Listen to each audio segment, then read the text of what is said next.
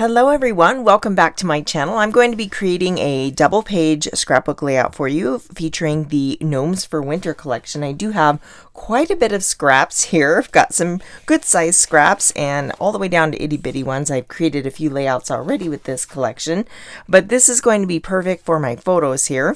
My boys were sledding and there's our old black lab Hanky boy, and of course, you know, as my boys do, it turned into a wrestling match. So I'm going to be documenting these photos. I think there's 5 of them. 1, 2, 3, 4. Yes, there's 5 larger photos. They're 4 by 5.5, and then a 3 by 4 photo here. So let me go ahead and clear these out of the way and bring in my Versamats.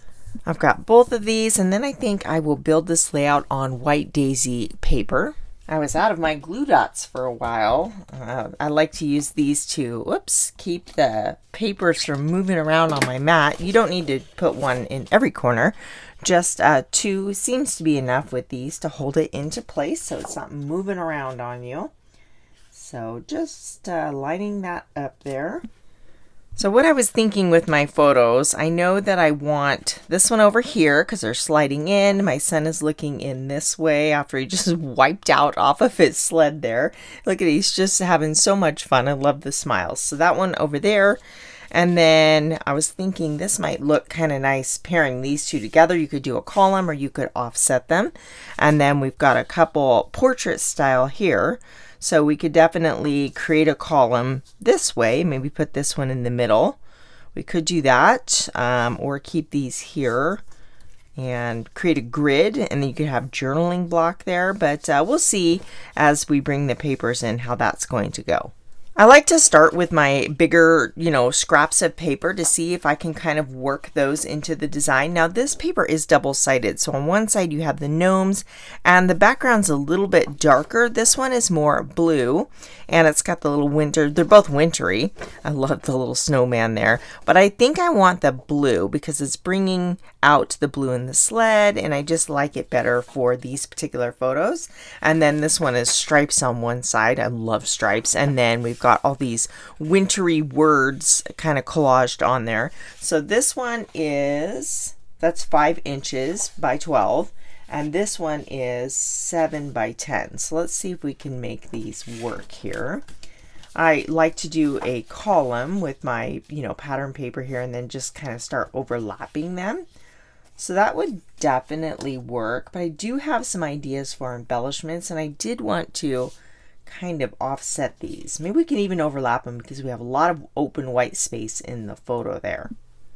Anytime you have one kind of busier pattern paper going into another busy pattern paper, it works really well to add just a frame of cardstock or a cardstock mat to give your eye a little bit of a break and separate those patterns. So I do think that's going to look good. So I'm going to cut a mat for this piece here. That is looking much better. We can go ahead and bring our photos back in. Now, since I have printed these with a white border, it's getting lost there on the right. So I want to add just a hint of the sapphire inking to the edge of these photos for a little more definition. You could definitely mat these on sapphire cardstock if you wanted to, but I'm just going with just a subtle hint of color here. I went ahead and inked up all of the photos and now I have several title options from the sticker sheet: Winter Memories, Winter is Better Together, and Snow Day. I think that I really want to use this one because they're having so much fun and winter weather is better together, right? Because if you were out sledding by yourself, it certainly would not be as much fun. I think that I'm going to overlap these because I want more of the paper to show, and then this can kind of sit in maybe right here. I don't know, maybe we want this one up top here and then we can go like that. I do like that. That's gonna look good. We could also put this here, but let's go with this one here. Now we need to figure out the other side, so I'm bringing in the rest of my scraps. Now one thing, let's try maybe if we put that on the same level, and then we have some of this. Let's pull out all of the little word paper that we have here to work with. So when in doubt, you can kind of create a mirror image of the opposite side, and that usually works very well. So that'd be kind of something like that. Let's bring in our photos and see how that is looking. Now that would definitely work. We could do that, but I also have that stripe pattern paper, and I'm thinking this might look good kind of running across the bottom here. I did already adhere that down, the photos, so I'm just gonna lift that up and sneak this under. Let's bump it down. I want it showing a little bit more beneath that photo, and we'll cover the gap there. You know what? I really do like that. I think that this piece, let's see, is that the same width? It is. I can run these across the two layouts, and this will be the piece that kind of ties them together and makes it feel like one cohesive layout. Now that I've used the opposite of the word paper for the stripes, I can bring in some of these smaller sections. I want to repeat the same papers. It doesn't have to be matchy-matchy, but I do like carrying the same elements over to the opposite side. So let's try this configuration here. I know I want that photo on the outside, and then maybe we can bring these two here on that pattern paper. But since I overlapped the photos on the left-hand side, maybe we should try that same look over here and kind of have more of a little collage of photos.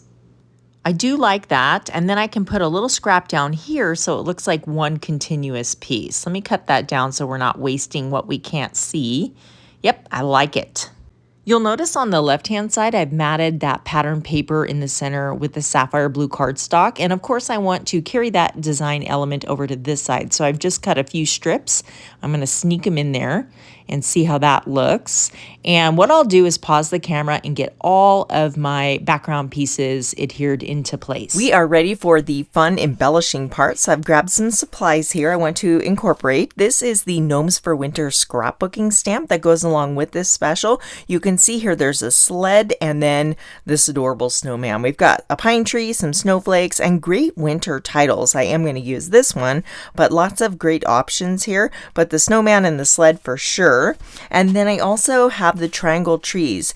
Now this is a whole collection. There's a stamp set.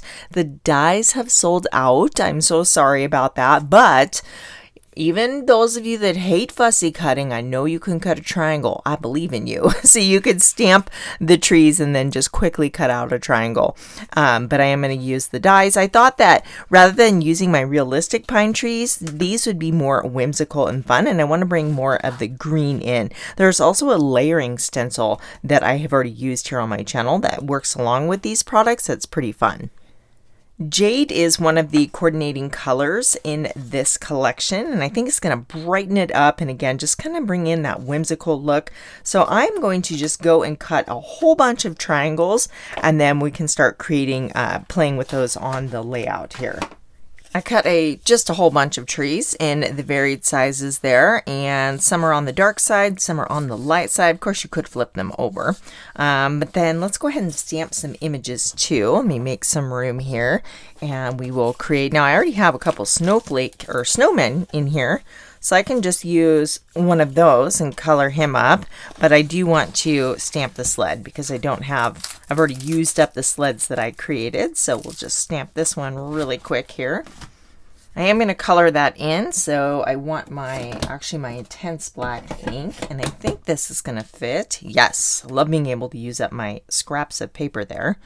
So that way I can just color this in. I think I'm going to go with kind of a traditional brown, but you can make your sled any color you would like. So we'll ink this little guy up, stamp him down, and perfect. I'll go ahead and I'm going to add some quick coloring to those. I've pulled a couple markers here. I do want to let that one dry a little bit, but we can color this one because it was already stamped. So I've got true blue and then light green and a little ice gray blend to add a little shadow. So I'm not going to do any fancy shading. We're just going to color his little scarf in. His scarf has stripes on it, so I thought it'd be fun to alternate colors. I'm coloring in every other one with this blue, and then I will fill in the opposite spaces with the green. Kind of like the pattern paper there. There's more colors in the pattern striped paper, so I narrowed it down to 2. But we'll just get those colored in, and then I want to add just, wrong cap there, a little bit of shadowing. So this is the ice gray, and I'm following the backside because that's where the shadow would be. You would think of the light sources coming in on his face. So we're adding the shadow, and that's a little bit grayer than I want. So I'm going over that with the ice blue to give him a more icy blue look. And then we'll add some earth brown for his little arms. And then let's go with the darkest of the coral blend for his little carrot nose. And then we'll use the darker of the ice gray for his hat. I say this all the time, but I just love my stamp collection because of the customization and how you can just pick your colors, whether you're using markers or maybe colored pencils, and have it coordinate with your layout. So I colored in the little sled off camera, and we've got our little bits and pieces there, and we can start just trying some different embellishment clusters on the page. Now I know I want, a couple trees up here, and then I'm going to layer the snowman and the sled over the top. I'm trying to pick both the lighter color and the darker color for some contrast there. And that's going to make these little guys pop right off the background. They would have gotten lost on the pattern paper, so having those green trees is just helping them to stand out. So I'm going to draw your eye all the way over to the bottom right-hand corner by repeating a little cluster of trees. And I'm just I'm going to go with 5, just playing into the rule of odd numbers here. I'm loosely placing these now, but when I adhere them down, I will be adding some foam tape to the top layers. And we do have a few more trees here for one more cluster. I definitely wanted to have a grouping of 3 for that visual triangle with this jade color. So I think down here is going to be our best option. I'm thinking I might want to add a little texture to some of these trees. I have this old embossing folder from my stash. It has little dots, so it's like snow falling. Let's try, it's going to show up more on this large tree. I'm going to emboss one and just kind of see how it looks, and we'll go from there. For those of you that are new to Close to My Heart cardstock, it has a white core. You can there's black that has a solid core, but all of the other colors have a white core, which is really neat because you can sand it and bring out bring out the texture and detail in the embossed areas here. So I like to sand the edge too, even if I'm not embossing it. It's just adding a little distressing. So you know what this also looks like? It kind of reminds me of like warts on a frog or dinosaurs. So that would be a fun look if you want to die cut a dinosaur shape and sand it with these dots for a little warty dinosaur. Okay, so let's see how this is going to look in the layout here. We'll bring this little guy back in, and then I won't, if I like this, I won't do all of them, but maybe just some accent trees. And you know what? I do think that looks really fun. It just looks like snow falling. So yeah, I'm going to pick, now which ones to emboss. For now, let's just start with 1 from each of the clusters here. My trees are in place, and I pulled some stickers that says the best day and let it snow, and then this cute little tag with the gnome on there. I thought he was pretty cute. So let's find some homes for these. Maybe right there, best day. And then this one says let it snow. So I'm just I love word stickers. I think they're great little accents. Yeah, that looks good. Let's pop that little guy right there. With this special, there are these beautiful white acrylic snowflakes in different sizes and shapes. They're very pretty. And I also have from my stash these blue acrylic snowflakes. Well, I've got one. I've got one big snowflake, but I also have these little winter mittens in here that might look cute. Those are from the Seas and Greetings collection. That was, I believe, last year's winter collection. So let's go ahead and add some of these to our tree embellishment clusters. You know what? I'm really glad I left some of those solid because those little snowflakes are standing out better against the solid trees. So that worked out perfectly. These acrylic pieces are nice and thin, so it doesn't add too much bulk to your projects, which is really nice, but we still get that texture and interest that we're going for. My favorite way to adhere acrylic shapes is these little mini glue dots. They're really strong and nice and clean, and they just work really well. For my journaling, I decided to create a text box that would fit the inside shape of this tag. So I ran that through my printer, and now I can use my tag to die cut that out. And this is just a fun way to add some interest to your journaling blocks, is die cutting them into different shapes. My journaling says sledding has long been a favorite wintertime activity for the boys. Hayden and Clayton had a blast zooming down the slopes with a flurry of four-legged friends in pursuit. Hank, our black lab, was beyond excited, chasing the boys back and forth, barking with joy and jumping right into the wrestling match when the handfuls of snow started flying. I'm showing you I created a tiny little circle from the buildable tags using a little glue. Now this is the wax pickup tool. This is so handy. It's actually twice as long. I did cut that in half, but it's great for picking up those small pieces.